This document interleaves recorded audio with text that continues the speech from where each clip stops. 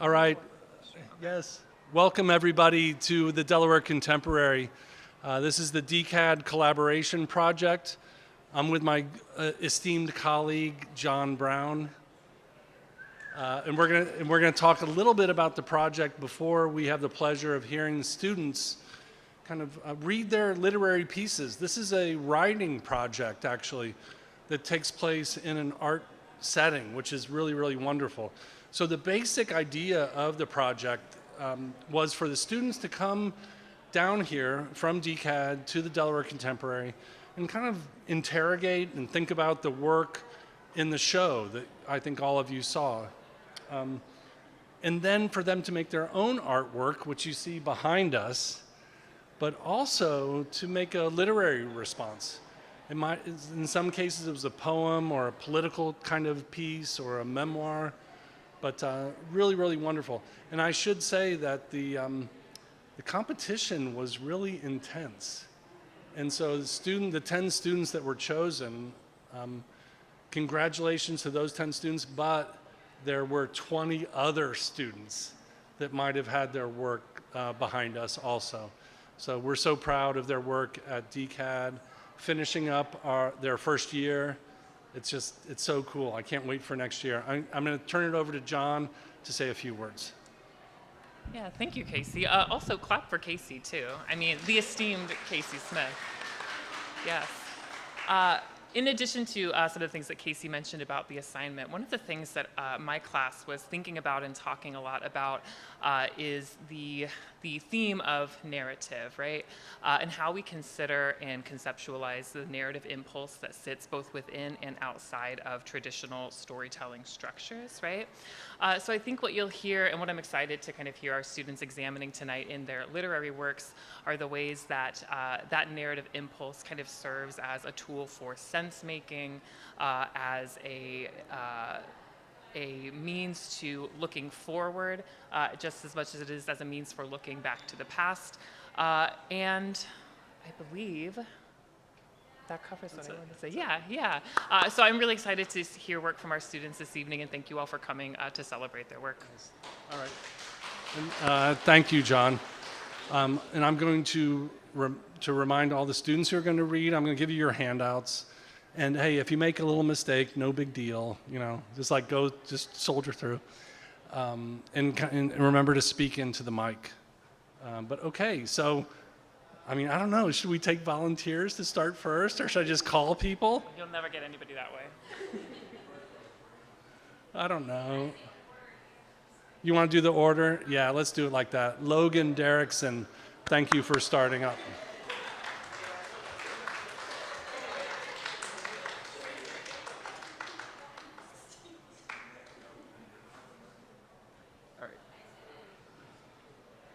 So for my piece, I've chosen to respond to a series of works by Rosa Leff, whose expertly crafted paper cutouts of summer boardwalk scenes reminded me of my childhood growing up in Rehoboth Beach. So in my memory, the boardwalk of my hometown exists in a perpetual warm, glowing summer. The boards are robust with the movement and noise of bathing suit-clad beachgoers swarming through the town in a tandem with swaths of squawking seagulls gliding through a brilliant blue sky, blooming with towering white clouds and punctured with the vibrant orange of the towering sign for Dolly's Saltwater Taffy. The photograph underneath was taken this spring just after sunrise on a bitterly cold Sunday morning on a tranquil, silent boardwalk. A scant number of people in hats and puffy coats dotted the hushed sidewalks.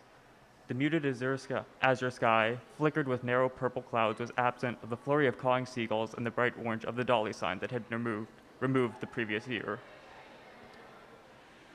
Pasted over top of it, watercolor illustrations of my hometown as I remember it.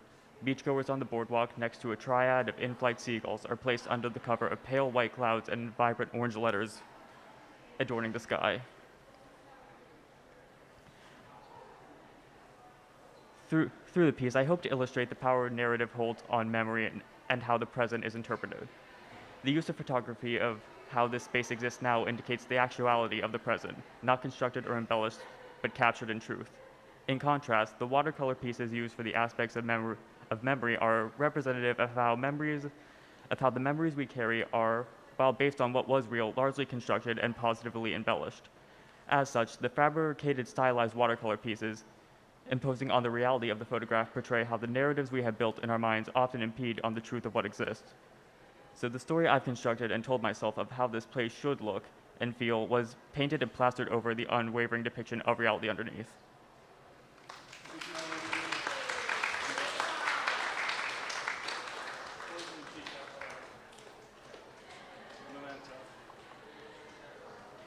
Hey, Casey, are you sure that you don't want to read your piece? All right. Laura, do you have your reading glasses with you? I'm sorry about that, yeah.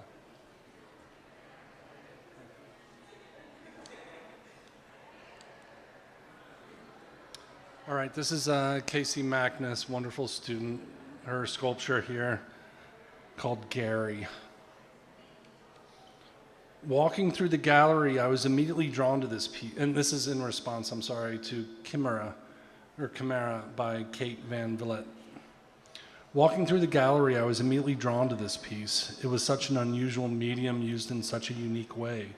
As a sculpture artist, I knew that this was a piece I wanted to investigate further.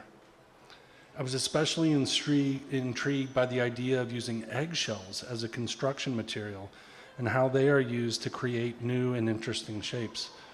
I love the idea of taking something discarded or broken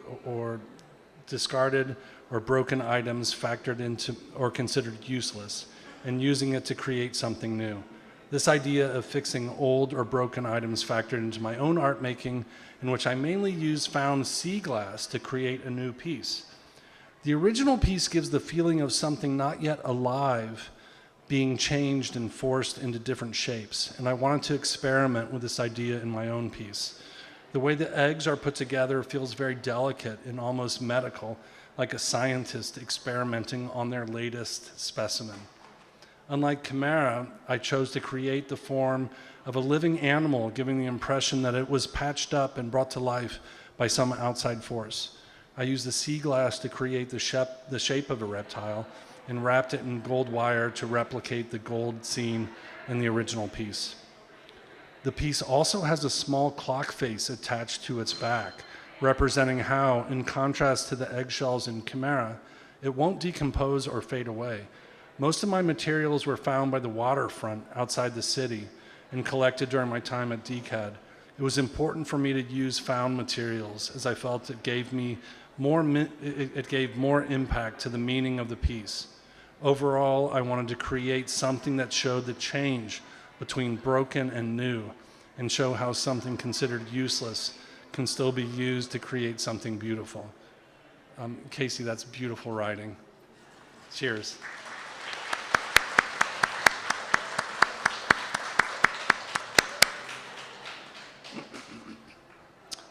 Okay, who's next up? Who wants to go? You ready, Kaylee? Okay.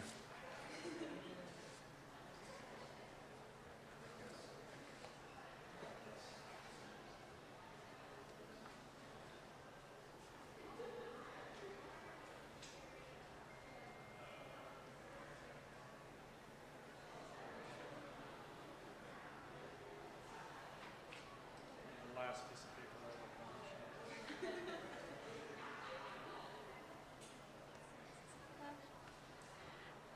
Is this good? Lighten it lower. All right. Hi, my name's Kaylee. I did my writing piece was a little bit different, and it's titled "Once in a Dream." I open my eyes and see a new world sprawled out in front of me. For a moment, it seemed no different from what I was used to in my own world, but as I look closer, I was pleasantly surprised. The sky was a vibrant blue, and the sun was bright and warm. I could see dragons and griffins soaring through the sky, racing from cloud to cloud. Pegasi were dancing gracefully in the wind, fluttering around like butterflies. On the ground with me was a small village surrounded by valleys and forests.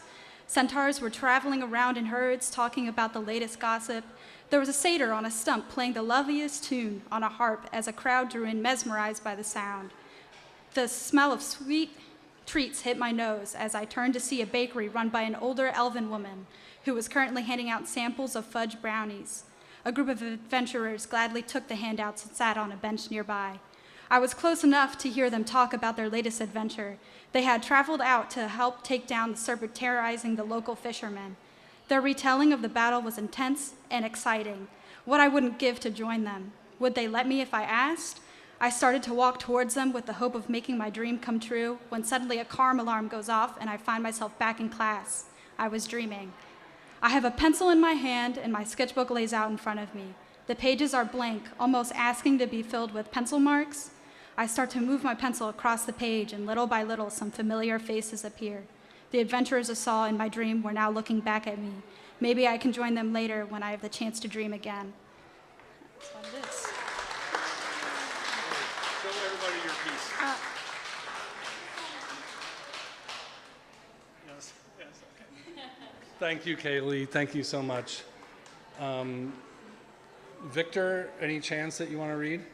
Okay, John, come up to read Victor's piece.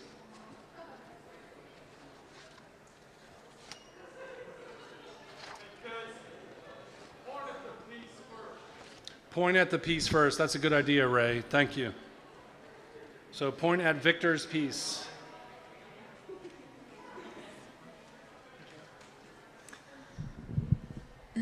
Okay, so Victor Serbrook's piece is in response to Flower Walls, a Mark Tennant piece.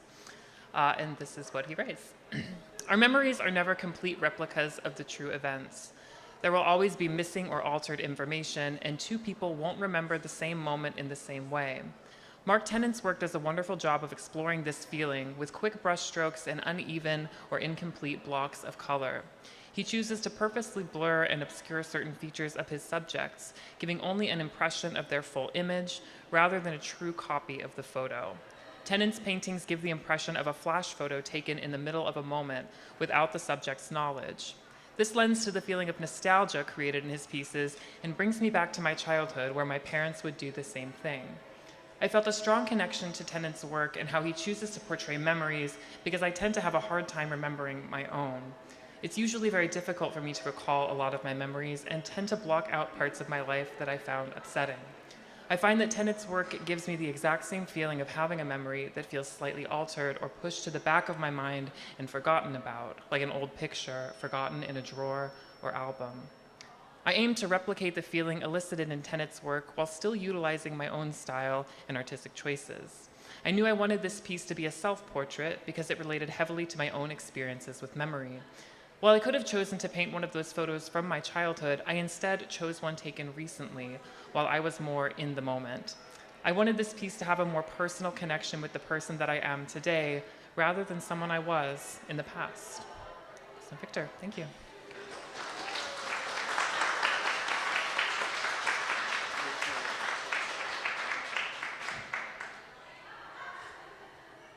Thank you, John. Thank you, Victor, of course. Like, wow.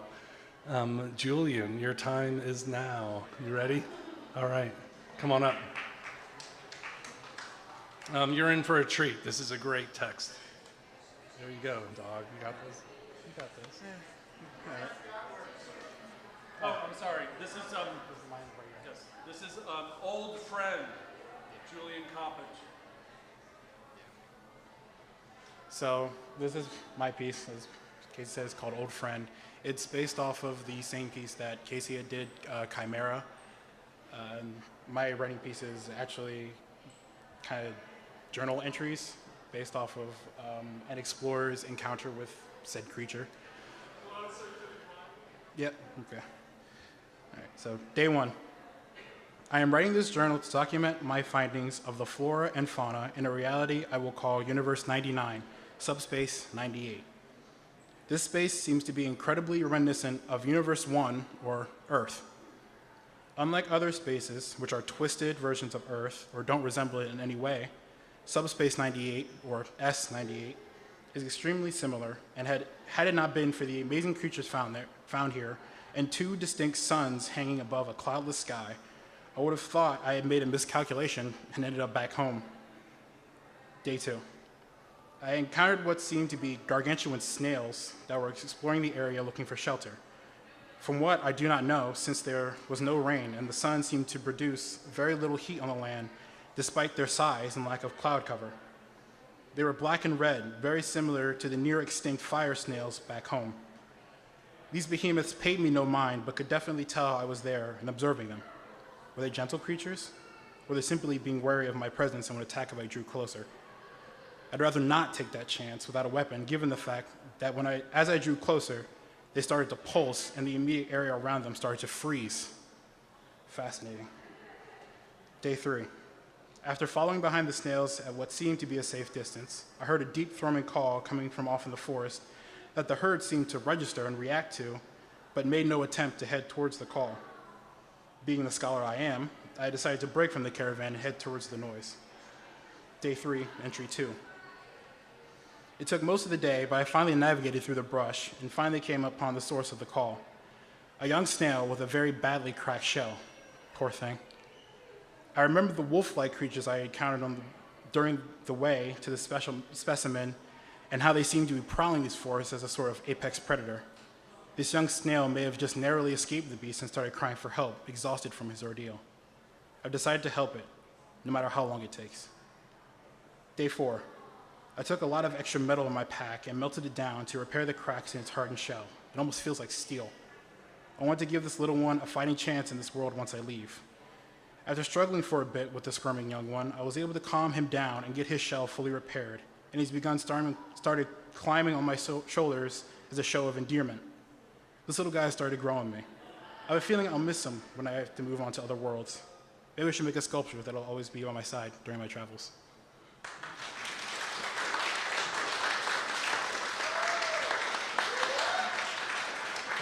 Thank you, Julian.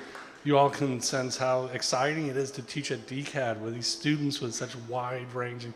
I know Zizi's here, Tad's here, some other professors are here, but thank you. It's really, really wonderful. Simone, you're here. Yay, you made it. Who wants to go next? Simone, do you want to go? Okay, come on up.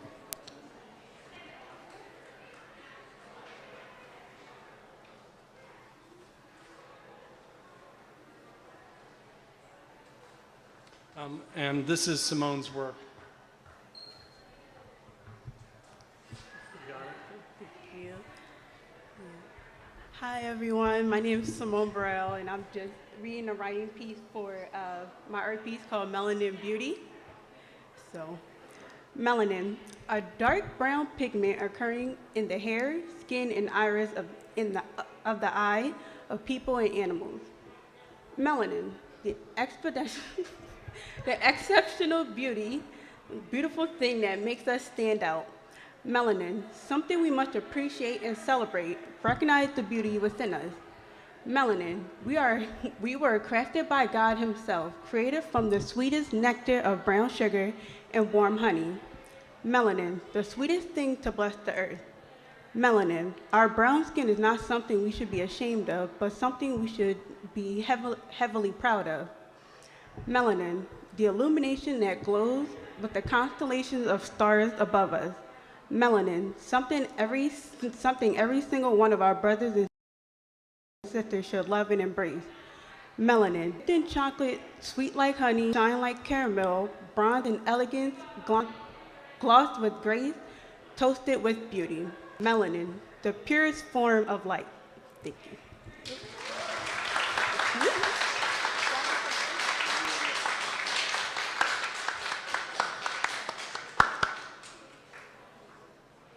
Thank you, Simone. That was amazing. Phoebe, you ready to go? Let's do it.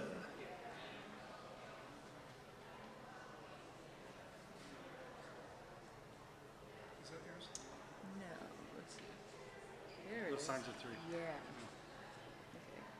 Okay. Oh, and point to your work. Oh, so mine is this one right here with the 3 canvases. So just, And speak into the mic. got you. Just for some context, prior, because I didn't write it down. So this piece was inspired by The Room by Seven God that you can see back there. That's like mostly graffiti. And the entire room is pretty much just like affirmations that he had written to kind of like get through like anxiety and depression and things like that. And even though like it's a visual thing, the room going in had so much volume, like it was so loud just looking at it. And yeah, it reminded me a lot about just kind of like my own head, because one of my biggest, the best things and worst things about me is that I'm an overthinker. So a lot's going on in there, and just seeing everything in that room, I was like, this feels like me. So just for some context, because I know you might look at this and be like, what's going on? So this piece and the written kind of poem I have is called The Signs of Three. And somewhere, and I think in an interview or something online, I found that people tend to say there are like three versions of yourself. So there's like the one that you know yourself the best, and then there's the version of you that other people know, so like the perception, and then there's that like internal voice, that kind of like inner, subconscious. So you can look at these and figure out which is which as I read them. So this is called The Signs of Three. Okay, so she. Who is she? She is quiet yet funny. She is creative and she is cunning. She is pretty. She is easy to talk to, an old soul with a beautiful outlook on life. She is down to earth, she is relaxed, she has a spunky sense of style, she has a warm and welcoming personality, like a fuzzy blanket. She is creative and she is kind. She is beautiful inside and out. She is the person that she should be. Me. What is it about me? Why did it have to be me? The tentacles of anxiety grip me and the shower of uncertainty drenches me. It's hard to believe in me. Is this really me? Of course it's me, I know me, but is this who I want to be? Something is pulling me, it's hurting me. Is it me? I can never be the person she was meant to be. Is there something more out there for me? What's happening to me? We are strong. We know who we are.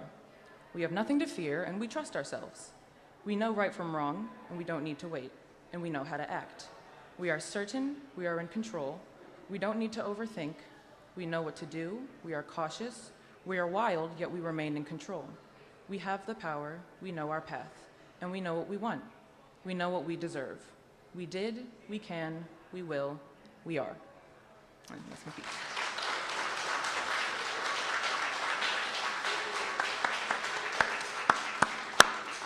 I mean, these are first-year college students, which is kind of amazing what we're doing at DCAD. Thank you, Phoebe. That was really, really great. Jasmine, are you here? Jasmine? I don't think Jasmine's here. Imani, you ready to go? All right, you got it.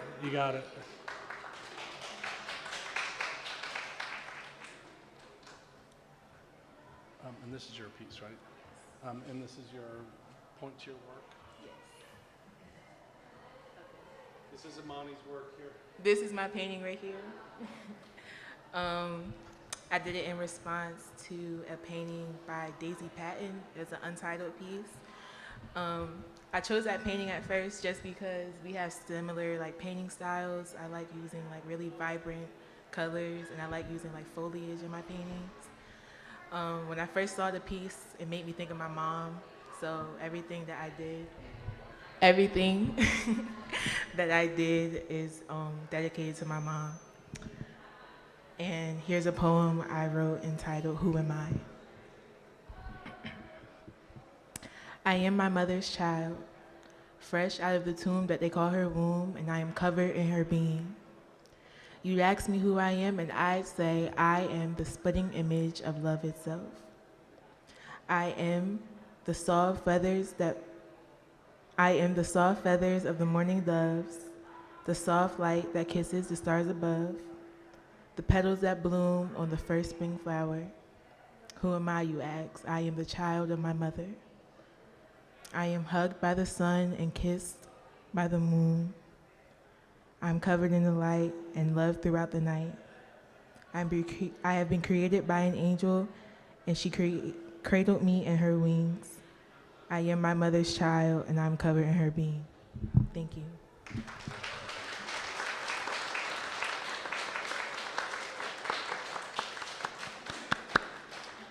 Wow, amazing. Come on, amazing.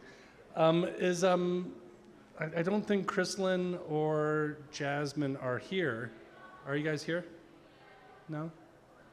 Okay, we're gonna wind up the program, And thank you so much for your patience and and just this little taste of creativity that we're brewing at DCAD. John, where are you? Come up here. Yes.